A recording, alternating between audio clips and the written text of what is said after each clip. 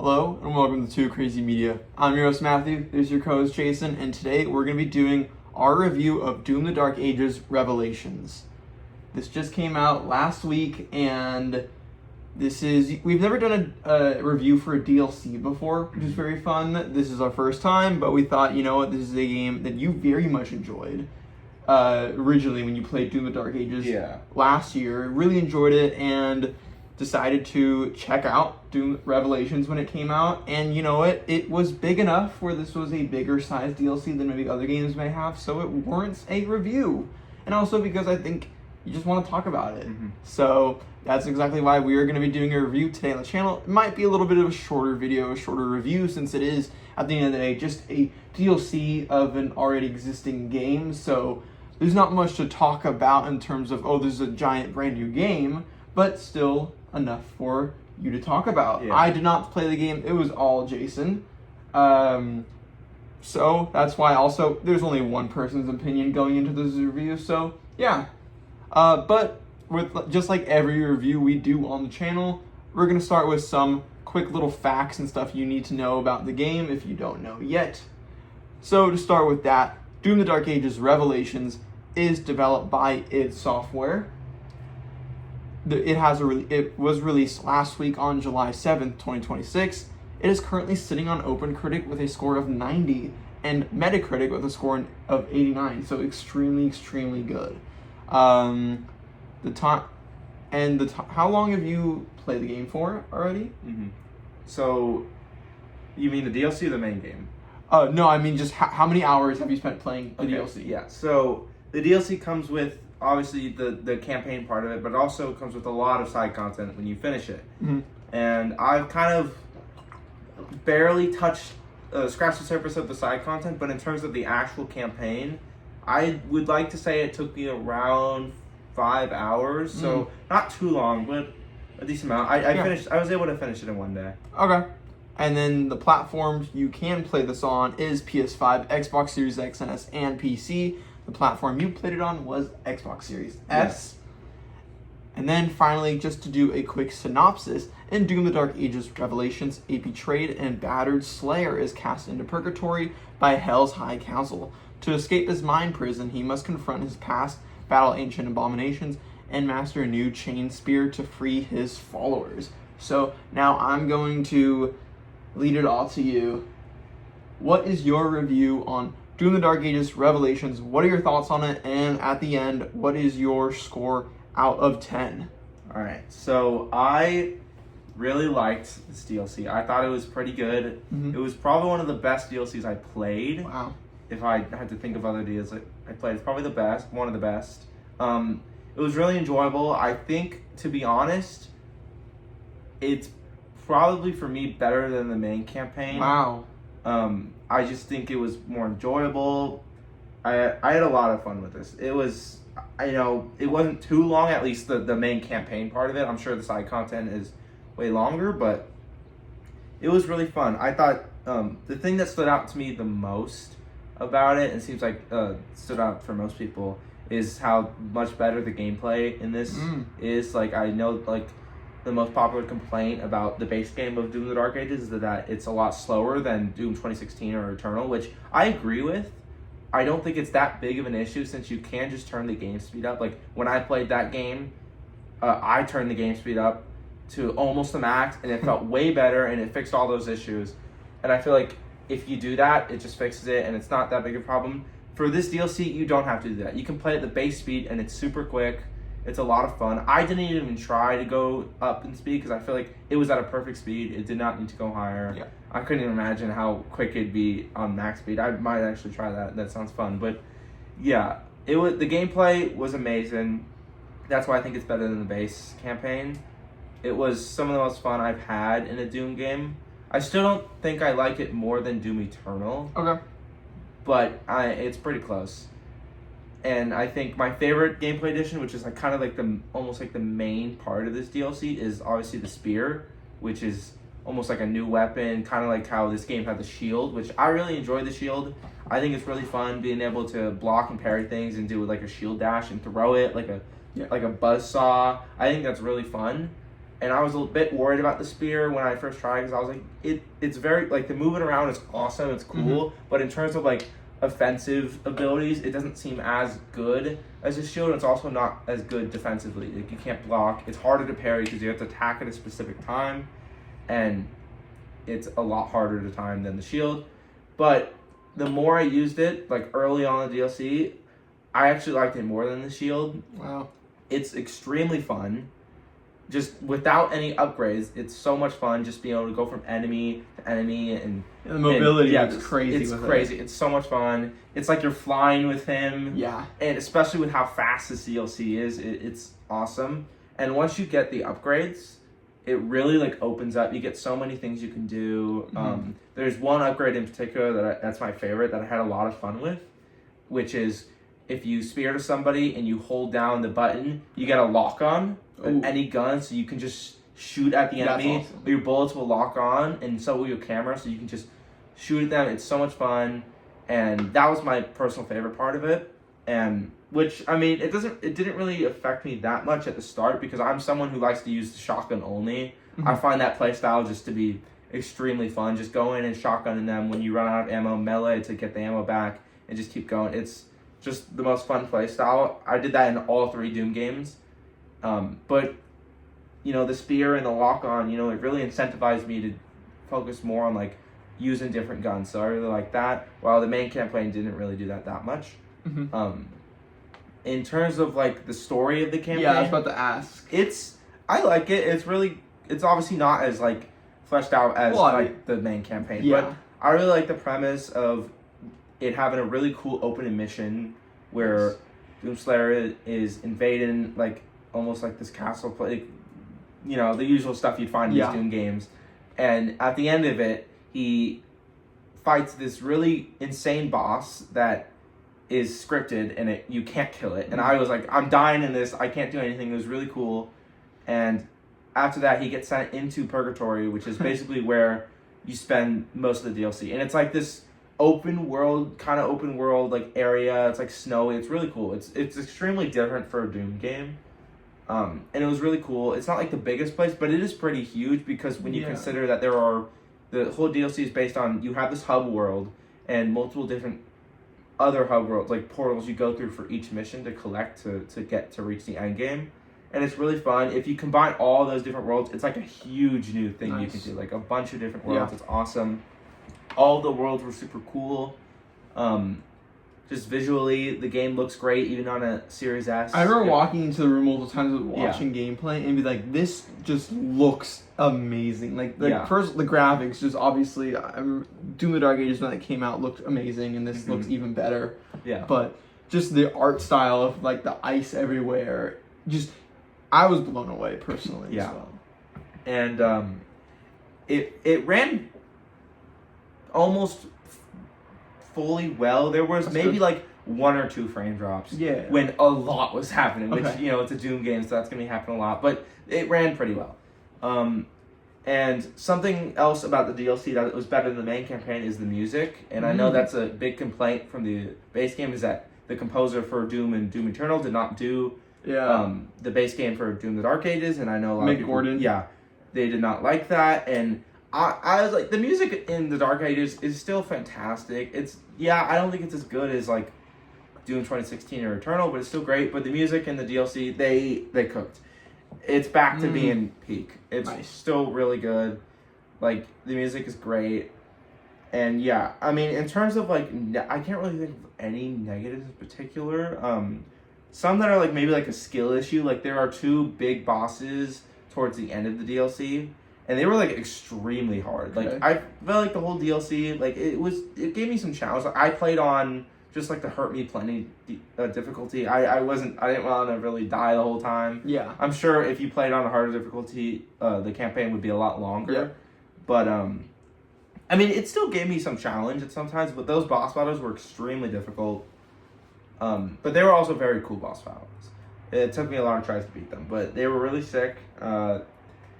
And in terms of like another negative, I think there was maybe like 1 level that I wasn't like the biggest fan of, that just wasn't that fun. It had a lot of like puzzles that weren't that enjoyable, but the combat was also great. There was a specific enemy that showed up a lot, where it was able to like create like projections of other demons that would come out to you, and it was like the most tanky enemy ever. And it would fire. It would teleport all the time. Yeah. It would fire like a bunch of projectiles and you can't even. It was impossible to like even shotgun it because it would do so much damage to your health bar. I found myself a lot of the time going in, losing all my health, desperately running around to find an enemy to gain health from or any health packs.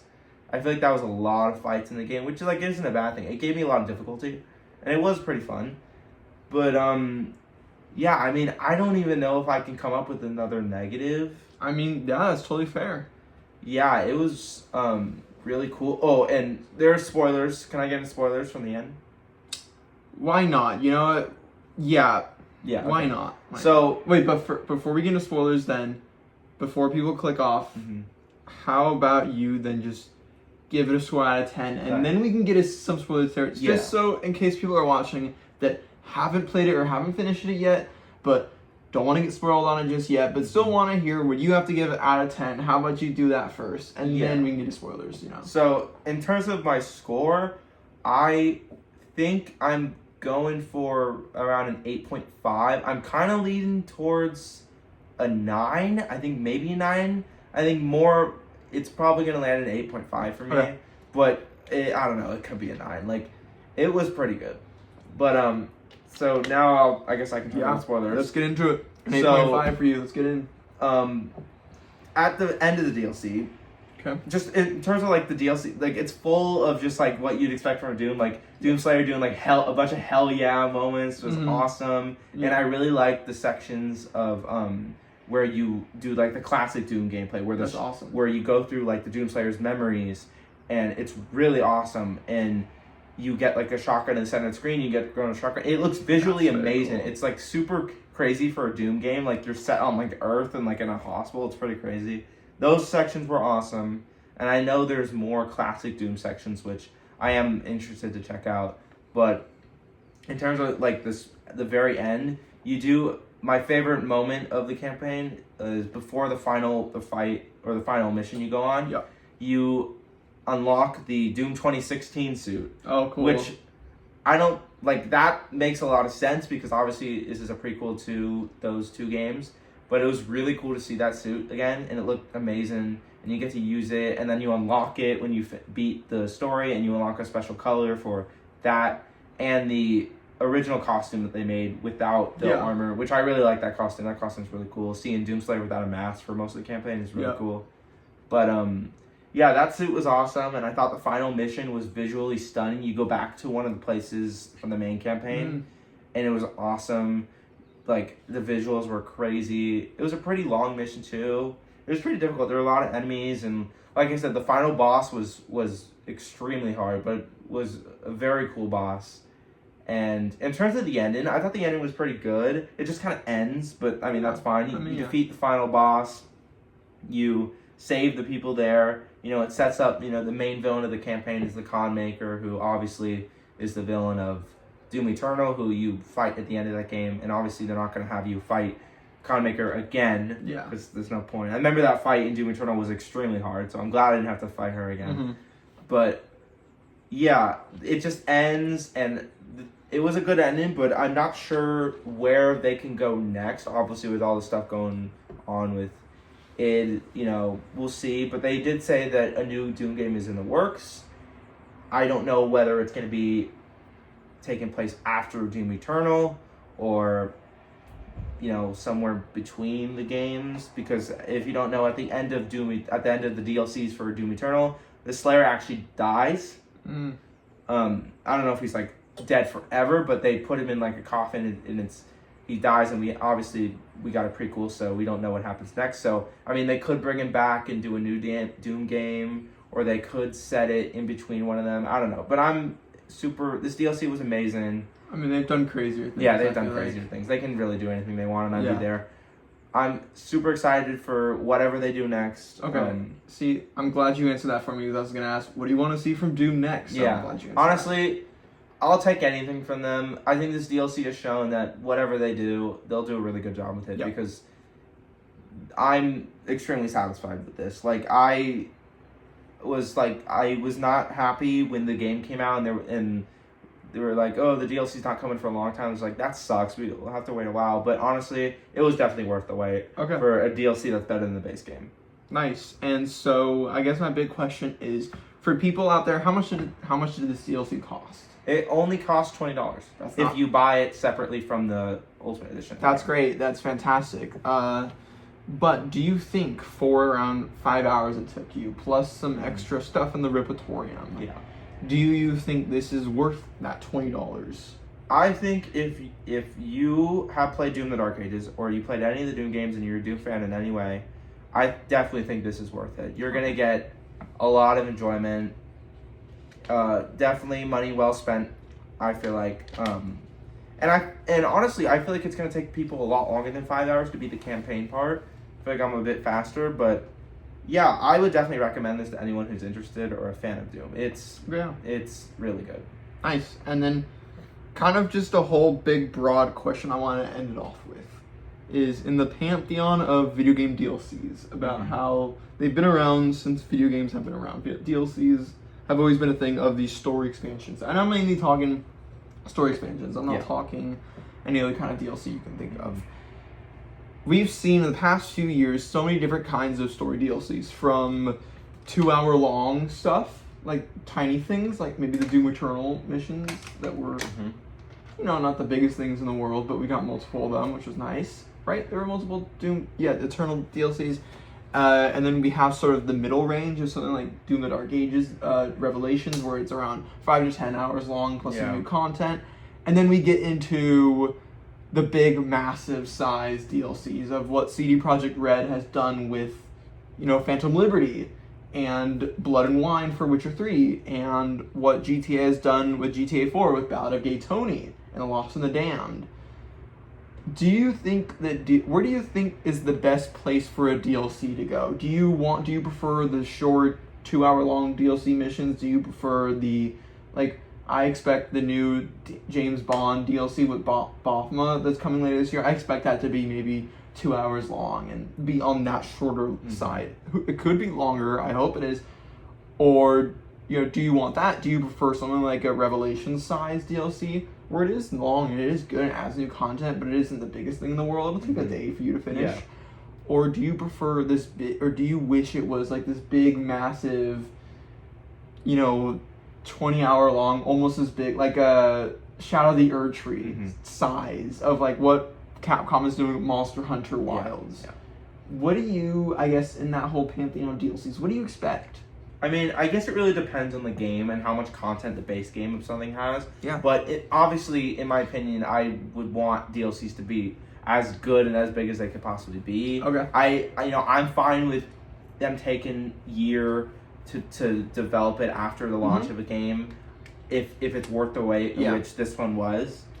And I think if the quality is great and almost on the level of the base game or even better like this, I think, it's definitely worth the wait, and I would like to see more DLCs like that. And I don't mind DLCs that are maybe like around 5 hours or like that. I don't mind that at all. Even like 2 hour DLCs, if there's a few or like it's really high quality, then but I don't mind it either. I fully agree with you. I think there have been some fantastic DLCs that are 2 hours long and are short and you can get it done fast, but they are fun and they're just an enjoyable time, and you may finish them fast, but hey, I enjoyed that. That was maybe like $5 or $10, or it came with the season pass that I bought when I bought the game, the deluxe edition or something, and I enjoyed that. It was a good time. I also like the DLCs that are going to be a little longer, like something like the Revelations.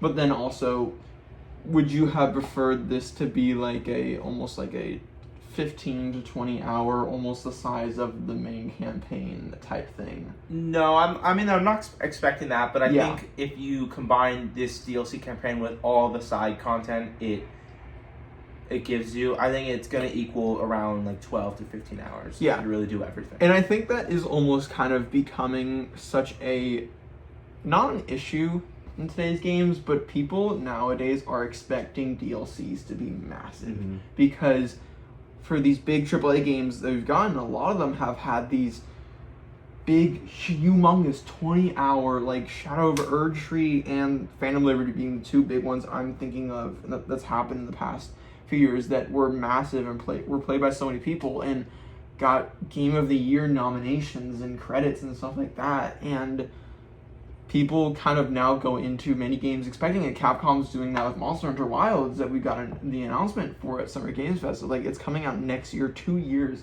after the launch of the game, and is set to be humongous, almost as big as the base game. So it's like, I feel like I think those do work and those are fantastic to see, but a lot of times it can lead to lofty expectations for other DLCs like this that are like, hey, it's still big. It's big, but it's not like, don't expect the size of the main game or yeah. So I just thought that was an interesting conversation with how big DLCs are these days and how massive they've become and how every game I feel like has a story expansion or something like that. And so that's all. Anything else you want to say about Doom: The Dark Ages Revelations? I mean, I feel like I said everything I needed to. It's great. I recommend it to anyone interested. And yeah, I had a really good time with it. I'm glad I ended up picking it up. Nice. And yeah.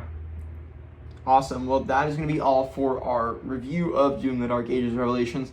Stay tuned for tomorrow's video where I'm going to be giving my review on Assassin's Creed Black Flag Resynced. Finally have finished it, rolled credits a couple days ago, and just spent the last few days and also today and yesterday wrapping up all the side content because I wanted to at least do the side missions because a lot of the side missions were brand new content to the game. They were not in the original, they were brand new added to the remake, so I wanted to do those before I went into the video just so I can not only rate my thoughts on Black Flag itself because I've never played it before, but also the new content and how that stacks up with the old original content that is in the new game, so all that.